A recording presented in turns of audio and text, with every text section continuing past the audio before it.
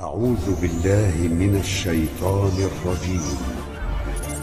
بسم الله الرحمن الرحيم. Assalamualaikum warahmatullahi wabarakatuh. Jumpa lagi Sobat Pulsa, jumpa lagi dengan saya Pak Guru di Pak Bas Channel YouTube yang membahas pembelajaran kimia di kelas. Pada video kali ini akan kita bahas bab termokimia, yaitu tentang reaksi endoterm. Ar-Rahimuna yarhamuhumur Rahman tabaraka wa ta'ala. Sebelum kita bahas lebih lanjut, jangan lupa subscribe, tekan tombol like, dan tinggalkan jejak komentar Anda pada video ini. Semoga video ini bermanfaat. Untuk Sobat Pulsa, jika ingin bertanya seputar tema video kali ini, silahkan ketik pertanyaan Sobat Pulsa di kolom komentar di bawah video ini. Insya Allah jika ada kesempatan akan saya jawab. Untuk bab termokimia itu mempelajari tentang kalor dan energi. Perlu disimak bahwa kalor itu tidak identik dengan panas. Tapi salah satu ciri khas dari kalor adalah energi panas. Kita lanjut untuk membahas reaksi yang pertama, yaitu reaksi endoterm. Apa sih yang dimaksud reaksi endoterm? Reaksi endoterm adalah reaksi kimia yang membutuhkan energi atau reaksi kimia yang menyerap kalor. Contoh mudah untuk reaksi endoterm dalam kehidupan sehari-hari adalah reaksi fotosintesis, di mana fotosintesis adalah mengubah karbon dioksida dan uap air ya, kemudian diolah menggunakan atau membutuhkan energi cahaya matahari, kemudian menjadi glukosa dan oksigen. Jadi reaksi fotosintesis ini membutuhkan energi dari luar, yaitu energi cahaya matahari. Kita hubungkan antara pengertian reaksi endoterm tadi dengan reaksi fotosintesis ya. Jadi di sini ada fotosintesis, kita sebut sebagai sistem. Sistem adalah zat yang bereaksi ya. Kemudian energi dari luar. Nah, ini cahaya matahari. Luar itu artinya dari lingkungan ya. Nah, dari luar ya. Jadi sistem ini tidak bisa bekerja jika tanpa energi dari luar. Misalkan fotosintesis harus pagi hari ya. Tidak bisa malam hari. Berarti ini faktornya dari luar. Jadi seperti tadi dijelaskan bahwa reaksi endoterm adalah reaksi yang membutuhkan energi. Reaksi yang menyerap energi. Dari perpindahan energi dari lingkungan ke sistem. Saya ulangi, untuk reaksi endoterm adalah reaksi yang membutuhkan energi atau reaksi yang di dalamnya terjadi perpindahan energi dari lingkungan ke sistem. Sudah saya bahas di video sebelumnya tentang sistem dan lingkungan.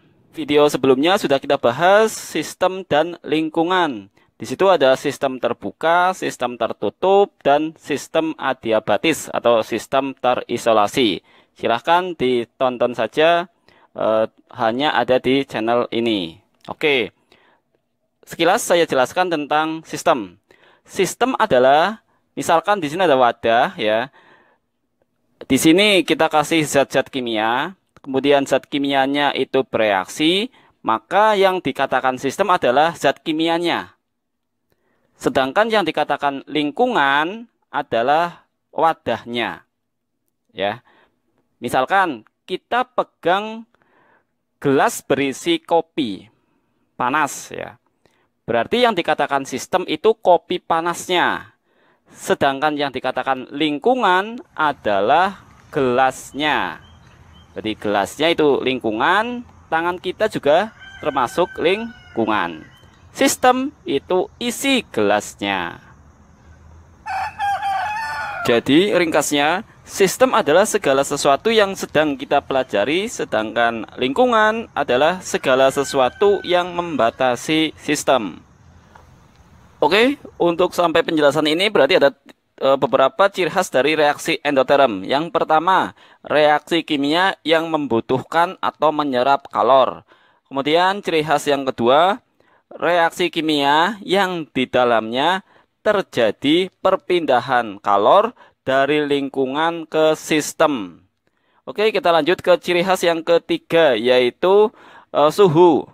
Untuk ciri khas yang ketiga yaitu suhu ya. Suhu reaksi endoterm si apa? Oke. Suhu reaksi endoterm adalah suhu dingin. Jadi suhunya itu dingin. Yang dimaksud suhu dingin di sini adalah ketika reaksi awalnya itu adalah suhunya normal. Tiba-tiba kok kita pegang setelah reaksi ya, kita pegang kok dingin. Berarti itulah ciri khas dari reaksi endoterm.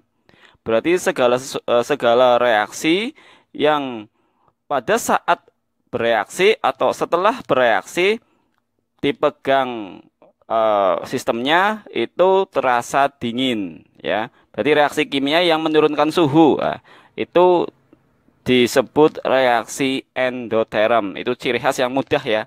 Jika kalian praktikum di laboratorium, kemudian campur zat A, campur zat B, lalu kalian pegang, kok ternyata dingin, berarti itu termasuk reaksi endoterm. Kalau kita tuliskan suhu dingin itu, maksudnya seperti ini. Suhu awal itu sebelum bereaksi ya, suhunya normal, temperatur ruang. Kemudian setelah bereaksi, ya produknya, kok suhunya menjadi 15 derajat, 30 derajat menjadi 15 derajat, berarti turun suhunya ya. Ya, maka akan dirasakan dingin. Itulah ciri khas dari reaksi endoterm, penurunan suhu. Contoh reaksi endoterm selain fotosintesis adalah proses penguapan alkohol.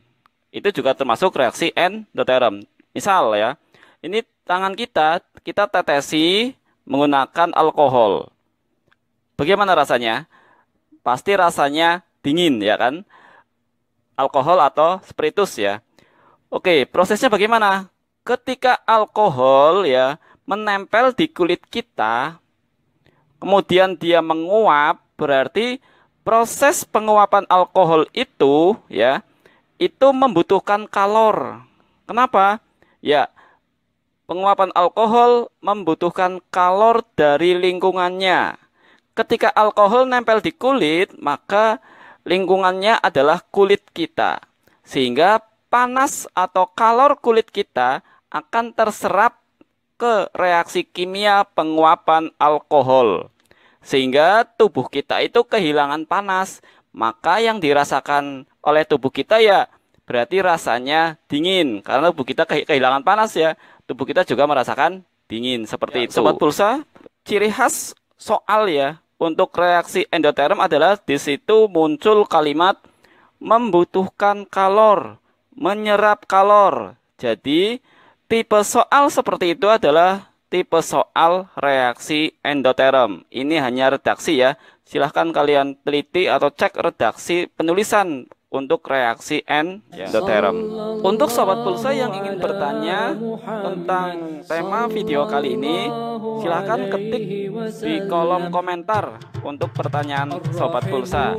Insya Allah jika ada kesempatan akan saya jawab pertanyaan dari Sobat Pulsa. Semoga video kali ini bermanfaat.